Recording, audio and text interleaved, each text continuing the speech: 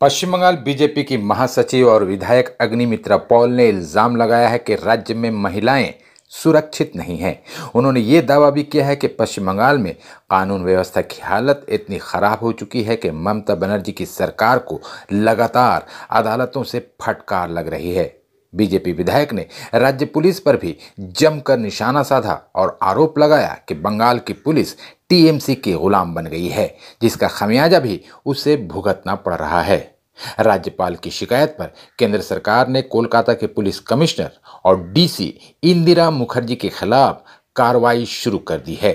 দেখুন আজকে যেভাবে মহিলাদের উপর অত্যাচার হচ্ছে, প্রতিদিন একটা করে ভিডিও, সন্দেশখালি শুধু শুরু নয়, তার আগেও বহু জায়গায় আমরা দেখেছি। তারপরে কুচবিহার, তারপরে চোপড়ার দুটো ঘটনা, তারপরে এই কামারহাটি, প্রতিদিন যে অত্যাচারগুলো দেখছি। এবং গতকালের যে সুপ্রিম কোর্টে যে কোয়েশ্চেন করা রাজ্য সরকারকে, যে আপনারা কেন একজনকে বাঁচাবার চেষ্টা করছেন সন্দেশখালির কেসে, এটাই বোঝা যাচ্ছে যে এই সরকার এই ধরনের গুন্ডা, যারা এই ধরনের মহিলাদের ওপর অত্যাচার করছে, তাদেরকে বাঁচাবার চেষ্টা করছে।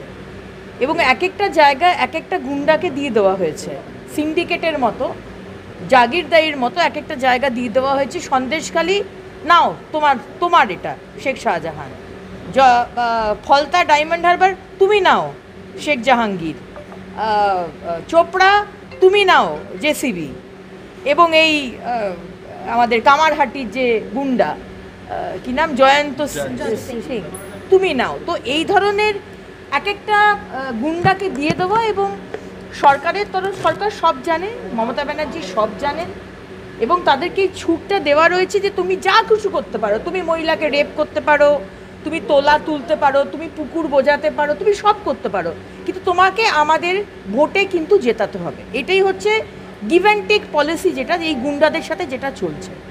সুতরাং এটাই হয়ে চলেছে। আর এই সরকার যতদিন থাকবে, যে মুখ্যমন্ত্রী মহিলাদের জন্য লড়েছিল, মানে সেটাও নাটক ছিল মুখ্যমন্ত্রী হওয়ার আগে, আজকে মহিলাদেরকে দূরে সরিয়ে দিয়ে যারা অত্যাচারটা করছে তাদের পাশে দাঁড়িয়ে মহিলাদের এগেনস্টে লড়ছেন, এটা আমরা দেখতে পাচ্ছি।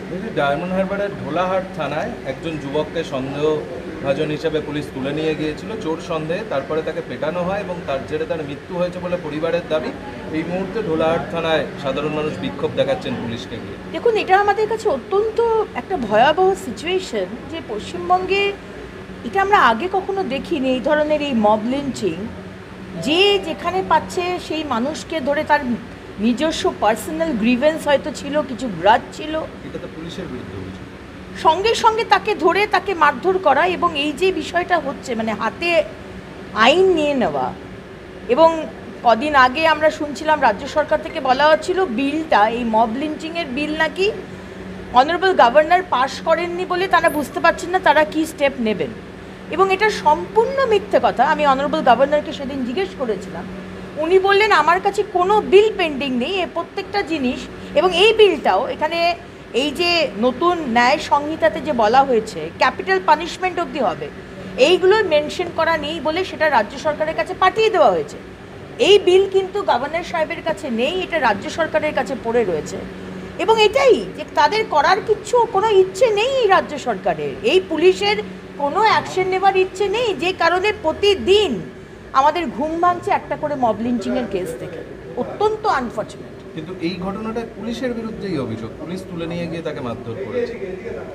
দেখুন, আজকে পুলিশ তো প্রতিটা বিষয়তেই আজকে এরকম আমরা দেখতে পাচ্ছি যে পুলিশ টিএমসির ক্যাডার হয়ে কাজ করছে। পুলিশের সেই শিরদাঁড়া সোজা করে কাজ করছে না।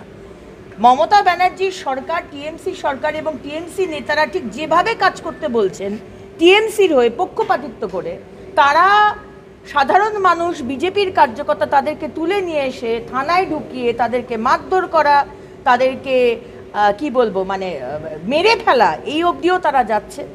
এবং এখানে মানে পুলিশের আগেনস্টেও যে কেসগুলো হচ্ছে, আজকে পুলিশের আগেনস্টে কেস হচ্ছে।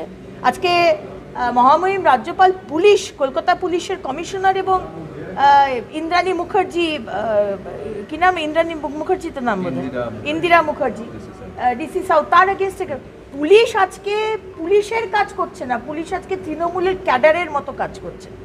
হাওড়া সাকরাইলে সালিশি সভা, সেখানে দুটো গাড়ি ও 50টা মোটর বাইক নিয়ে এসে তৃণমূলের তাণ্ডব, উপপ্রধানের নেতৃত্বে ব্যবসায়ীর বাড়ি ভাঙচুর, লাঠি রড ছুরি সবই ব্যবহার করা হয়েছে। তাহলে আজকে দেখুন, আজকে সাধারণ মানুষ কোথায় যাবে? আজকে সরকারের যারা ক্যাডার, যারা টিএমসির ক্যাডার, তারা আইন তো নিজের হাতে তুলে নিচ্ছেন এবং একটা মানে বিক্ষিপ্ত ঘটনা নয়, রেগুলার বেসিসে আজকে এই ঘটনা শুরু হয়েছে, যেখানে বেশিরভাগ ক্ষেত্রেই আমরা দেখতে পাচ্ছি তৃণমূলের কর্মী বা তৃণমূলের সমর্থক যারা এই কাজগুলো করছে।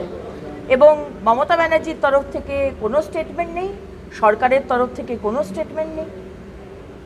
আমরা অত্যন্ত মানে কি বলবো, আশঙ্কায় ভুগছি যে আজকে পশ্চিমবঙ্গ কোন দিকে যাচ্ছে।